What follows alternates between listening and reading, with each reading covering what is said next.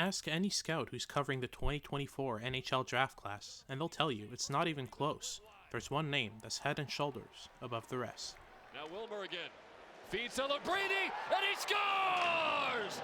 Macklin Celebrini ties. This is Hattie Kalikesh breaking down why Macklin Celebrini is by far the best prospect in the 2024 NHL Draft. Since the start of the year, Macklin Celebrini hasn't left any room for debate at first overall in the 2024 NHL Draft.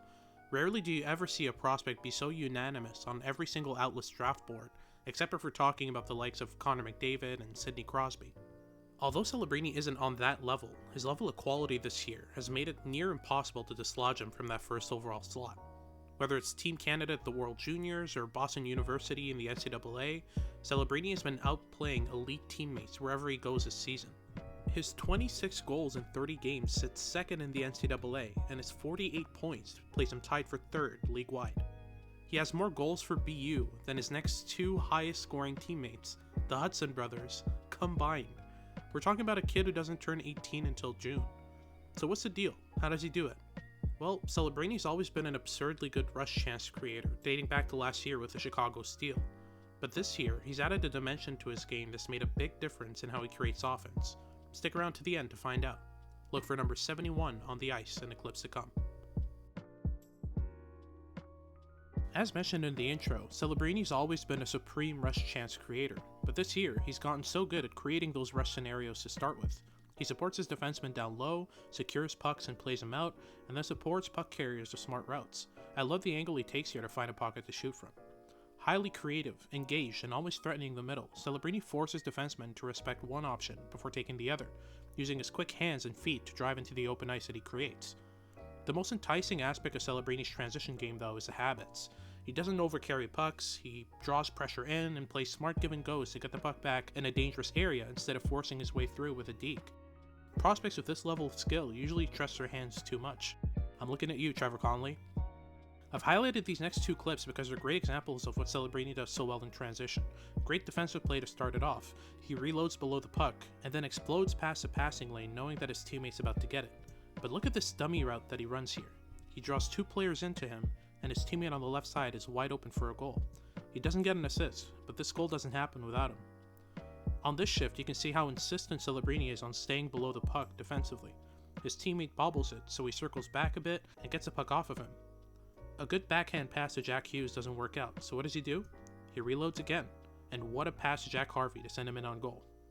In transition, Celebrini already thinks and plays like an elite NHL center. The defensive engagement and positioning, the constant support down low, and the routes that he takes in transition are already at such a high level. He constantly attacks the middle, he's always looking to create advantages, and he generates off-puck assists consistently with his combination of awareness and decision-making. His give-and-go game has improved as well.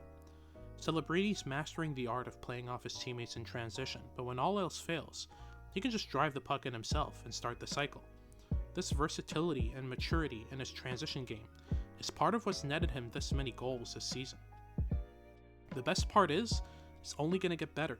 When he inevitably ends up on a top line, he'll be playing with guys who can find him quicker and in better spots than the linemen that he has in the NCAA.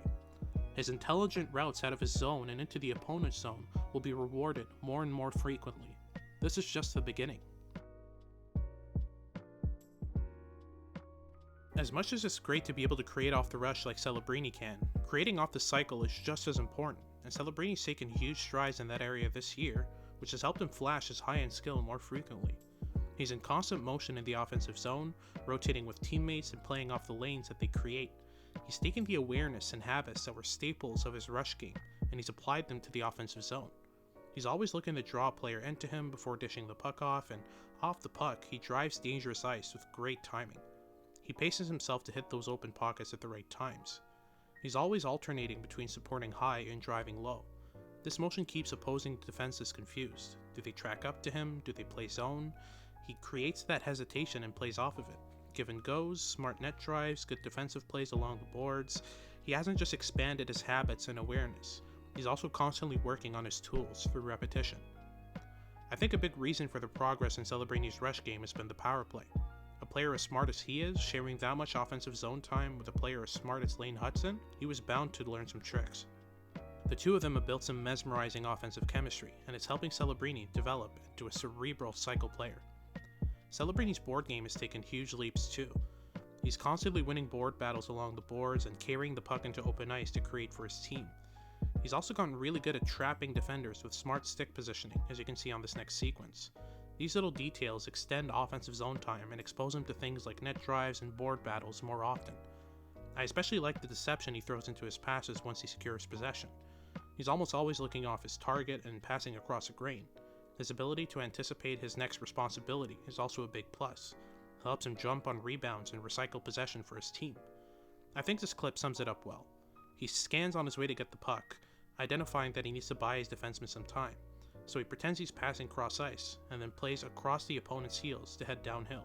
He tries a give and go, it doesn't work, so he repossessions off the puck. He sneaks up, waits for the puck to come down low, and then drives the net for a great scoring chance.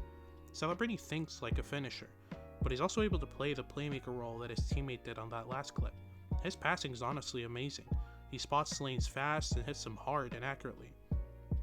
And those reloads we talked about when breaking down his rush game, guess what? Also a staple of his cycle game. You see it twice on this clip, and it leads directly to a great scoring chance for his teammates. You know what else shows up in both his rush and cycle game? Off-puck assists. Just watch the net front defender as Celebrini runs his offensive zone routes. Complete confusion as he draws the focus to him, which leaves his teammate wide open for a goal.